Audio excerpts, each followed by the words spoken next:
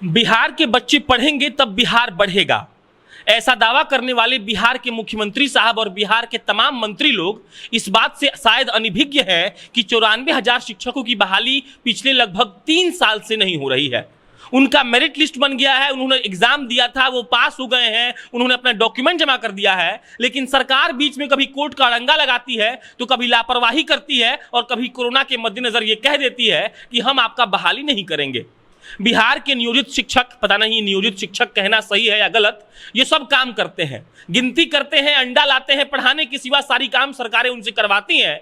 और जो बच्चे टीईटी का एग्जाम देकर पास हुए हैं वो 3 साल से रोड पर आकर आंदोलन कर रहे हैं और अब तक उनका ये शेड्यूल नहीं निकला है कि उनका डॉक्यूमेंट का वेरिफिकेशन कब होगा। जब कोर्ट में मामला फंसा था ब्लाइंड फेडरेशन वालों का, तब सरकार कह रही थी कि हम बता देंगे इस केस के बीत जाने के बाद। अब वो केस बीत गया, कोर्ट का ऑर्डर आ गया और 24 जून तक वो लोग फॉर्म डाल भी रहे हैं, लेकिन जिन 94,000 शिक्षक अभ्यर्थियों का मेरिट लिस्ट बन चुका है, वो अपना डॉक्यूमेंट जमा कर चुके हैं, उनके लिए सरकार कोई शेड्यूल क्यों नहीं निकाल रही है, यहां ये सवाल खड़ा होता है। और इसी पर बातचीत करने के लिए हमारे पास 2 शिक्षक साथी हैं जो मेरिट लिस्ट में आने के बावजूद 3.5 साल से बेरोजगार हैं और कह रहे हैं कि बिहार सरकार पता नहीं क्या चाहती है।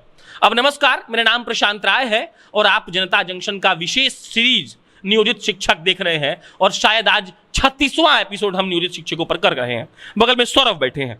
तो ब्लाइंड फेडरेशन का केस चल रहा था, सरकार बोल रही थी कि जब वो केस बीत जाएगा तो बहाली करेंगे। अब वो केस का रिजल्ट आ गया, अब क्या हो रहा है?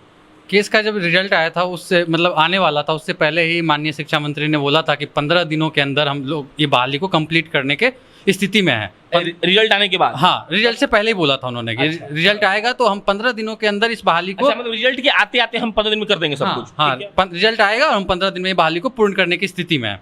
उसके बाद रिजल्ट आया, लेकिन रिजल्ट थोड़ा सा ऐसा आया कि जिसमें बोला गया कि ब्लाइंड फेडरेशन के अभ्यर्थियों को 15 दिन आवेदन करने का मौका दिया जाएगा, फॉर्म डालने का। हाँ, फॉर्म डालने का आवेदन मौका दिया गया उनको।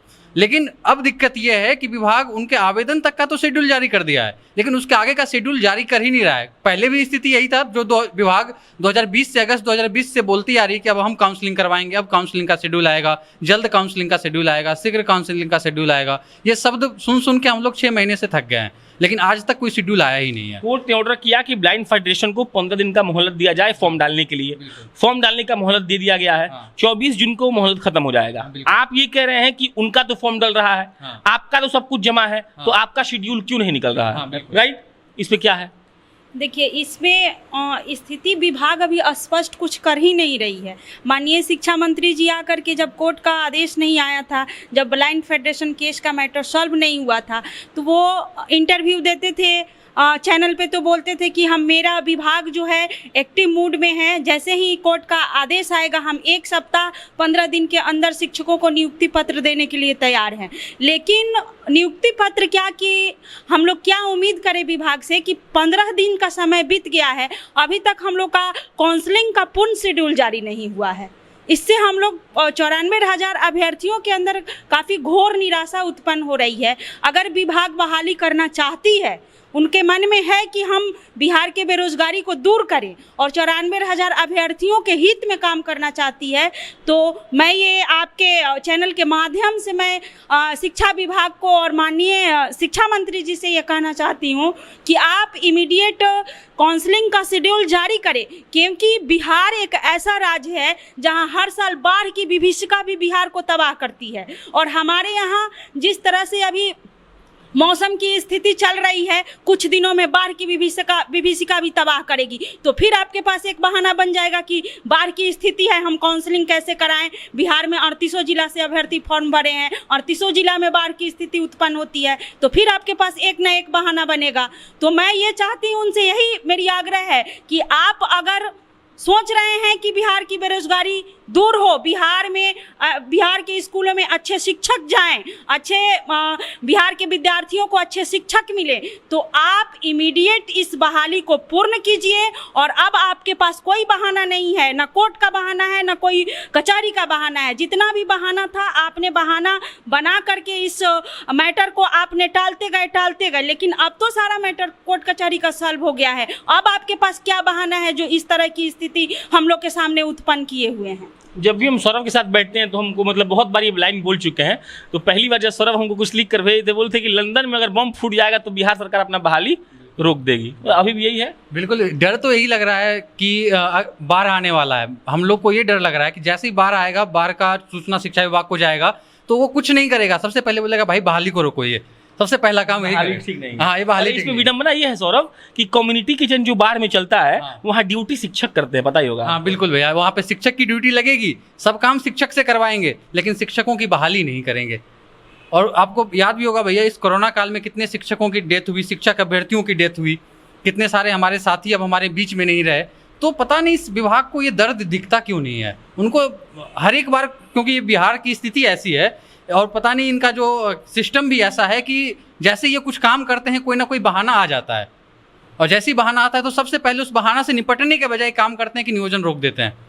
तो सबसे पहला कोई एक्शन लिया था तो बोलते हैं इनका बहाली पर रोकिए, फिर बात करते हाँ, हैं। फिर बात करते हैं। तो सबसे स्थिति यही दिक्कत लगती है, सबको डर इसी बात का है कि भाई बाढ़ आने वाला है और ये इनका अगर भूकंप भी आएगा, अगर नॉर्मल भूकंप भी है, कोई हताहत भी नहीं होगा, तो मुझे लगता है कि उस भूकंप के डर से बहाली रुक जाएगा। अच्छा, सुने कि भूख हड़ताल पे आप लोग बैठे थे और ट्विटर पे बहुत ट्रेंड भी हुआ अभी 1-2 दिन पहले। हाँ, अभी हम लोग का कल जो है ट्विटर पर ट्रेंडिंग था एक दिवसीय भूख हड़ताल के साथ। हम लोग जितने सारे अभ्यर्थी हैं, क्योंकि अभी कोरोना का प्रोटोकॉल भी चल रहा है ना, तो इसमें हम लोग तो कुछ कर नहीं सकते हैं। हम लोग करेंगे तो शायद नया नियम आया ना कि जो वो प्रदर्शन करेगा उसको नौकरी नहीं मिलेगा, ऐसा भी तो है। हाँ, ऐसा नियम हम लोग का जो आंदोलन गर्दन विभाग में हुआ था, आंदोलन जिस दिन खत्म हुआ उसके अगले दिन ये नियम लगा दिया गया कि अब जो भी लोग आंदोलन करेंगे और जो भी हल्का भी सरकारी संपत्ति का नुकसान होगा तो उनका कैरेक्टर सर्टिफिकेट बिगाड़ दिया जाएगा, और पूरी तरह से पुलिस डिपार्टमेंट को ये सौंप दिया गया है। भूख हड़ताल का क्या कॉन्सेप्ट था? भूख हड़ताल हम फर्क पड़ता है भूख हड़ताल से सरकार को? जी सरकार हम भूखे, तो नीतीश जी को क्या मतलब है, उनको तो समझा देंगे, समझ जाते हैं। मैं उनको ये बताना चाहता हूँ कि आप जो प्रताड़ना दे रहे हैं शिक्षक अभ्यर्थियों को 3 साल से, वो हम चाहते हैं कि नीतीश जी को भी अभ्यर्थियों का दर्द महसूस हो। जो दर्द हम लोग बंद कमरे में महसूस करते हैं, वो खुले प्लेटफॉर्म पे जब हम लोग प्रदर्शित किए तो हो सकता है कि नीतीश जी का दिल फिसले। हाँ। क्या आपको लगता है भूख हड़ताल से कुछ फर्क पड़ता है? देखिए, भूख हड़ताल से क्या फर्क पड़ेगा, नीतीश जी को कुछ फर्क पड़ने वाला नहीं है, लेकिन जमीनी हकीकत पे ये हम लोग दिखाना चाहते हैं कि हमारे माननीय नीतीश कुमार जी जो इतना बड़ा दावा करते हैं कि बिहार में हम विकास पुरुष कहलाते हैं, तो जमीनी हकीकत पर विकास पुरुष को देखा जाए कि विकास पुरुष यहाँ के अभ्यर्थियों के साथ क्या स्थिति बनाकर रखे हुए हैं और किस तरह की विकास है, जहाँ बिहार के अभ्यर्थी बेरोजगार सड़क पे घूम रहे हैं और दर दर भटक रहे हैं। क्या आशा है कब तक होगा? मैं सबसे एक बात यहाँ पे समझने वाली है कि जब हम लोग का नियोजन का जब आदेश जो है पटना उच्च न्यायालय ने पारित किया था, उसके बाद तमाम पोस्टरों पे जितना भी पोस्टर रिलीज हुआ, जदयू का, बीजेपी का, तमाम पोस्टरों पे हम 1.25 लाख नियोजन करने जा रहे हैं, 1.25 लाख बहाली होने जा रही है। बिहार में बेरोजगारों को अच्छा मौका हम देने जा रहे हैं, रोजगार का अवसर देने जा रहे हैं। पोस्टरों में तो हम लोग आ जाते हैं, पोस्टर और विज्ञापन में हम लोग की बहाली 3 साल से मैं पता नहीं कितनी बार करवा चुके हैं नीतीश कुमार जी और बीजेपी भी, लेकिन आज तक हकीकत में बहाली नहीं हो पाई है। और उम्मीद जो है, अभी भी मुझे डर इस बात का लग रहा है कहीं फिर अभी तक शेड्यूल जारी नहीं किए, आगे का क्या प्लान है, क्या स्ट्रेटजी है उनका, किस तरह काउंसलिंग करवाने जा रहे हैं। और अब तो मुश्किल से 2 से 3 दिन बचा है, तो पता ही नहीं है कि इनको क्या करना है, नहीं करना है, कुछ आगे का शेड्यूल दे नहीं रहे हैं। अभी रुकावट नहीं है, कोर्ट वाला मामला क्लियर हो गया, आपका कोई केस नहीं है, कोई केस नहीं है, उनका 15 दिन को टाइम मिल गया उनको। हाँ। तो अब आप लोग ये चाहते हैं कि शेड्यूल जारी हो और आप लोग का डॉक्यूमेंट वेरिफिकेशन हो, आपको नियुक्ति पत्र मिले, शॉर्ट शेड्यूल जारी किया जाए, क्योंकि ये बहाली इतनी बार कोर्ट में फंसी है। तो विभाग से हम लोग यही मांग करते हैं और उम्मीद भी रखते हैं कि इतना छोटा शेड्यूल जारी किया जाए कि जल्द से जल्द काउंसलिंग करवा के नियुक्ति पत्र वितरण कर दिया जाए। चलिए, ये सौरभ थे, आपका नाम क्या था मैडम? मुन्नी शुक्ला। ये शुक्ला जी थी। और बाकी बस यही टिप्पणी रहेगी कि अगर हम चाहते हैं कि कोई राज्य बेहतर तरीके से आगे बढ़ सके तो उस राज्य की शिक्षा व्यवस्था का बढ़िया होना बहुत ज़रूरी है। और शिक्षा व्यवस्था का पूरा दारोमदार किसी भी राज्य का, किसी भी देश का, वहाँ के शिक्षकों पर डिपेंड करता है। और पहले जैसे शिक्षकों की बहाली होती थी अब वैसे नहीं होती है। अब ये लोग एग्जाम पास करते हैं, उनके बाद ये मतलब मेरिट लिस्ट में आने के बाद इनकी बहाली होती है। और मेरिट लिस्ट में आने के बाद अगर आप 3 साल तक, 3 साल हो गया ना जी, 3 साल तक अगर किसी को आप रोक के रखते हैं तो ये दिखाता है कि आप चाहते हैं कि शिक्षा व्यवस्था आपके राज्य का चौपट ही रहे। और अगर आप ऐसा नहीं चाहते हैं तो अब तो कोई केस नहीं है नीतीश जी और माननीय शिक्षा मंत्री जी, तो कम से कम इनका शेड्यूल निकाला जाए, इनका डॉक्यूमेंट वेरिफिकेशन हो और इनको नियुक्ति पत्र दे दीजिए, ताकि ये लोग जाके अपना बढ़िया से काम करते रहें। बाकी काम आप लोग इनसे क्या लेते हैं ये भी पूरा जग जाहिर है, लेकिन फिर भी कम से कम बेरोजगारी के माध्यम से, बेरोजगारी के वास्ते ही सही और बच्चों को अच्छी शिक्षा के लिए ही अगर आप नियुक्ति कर देंगे तो 94,000 शिक्षक आपके लिए कभी ना कभी कुछ अच्छा ही करेंगे। मेरा नाम प्रशांत राय है, आप जनता जंक्शन देख रहे थे। बहुत बहुत धन्यवाद।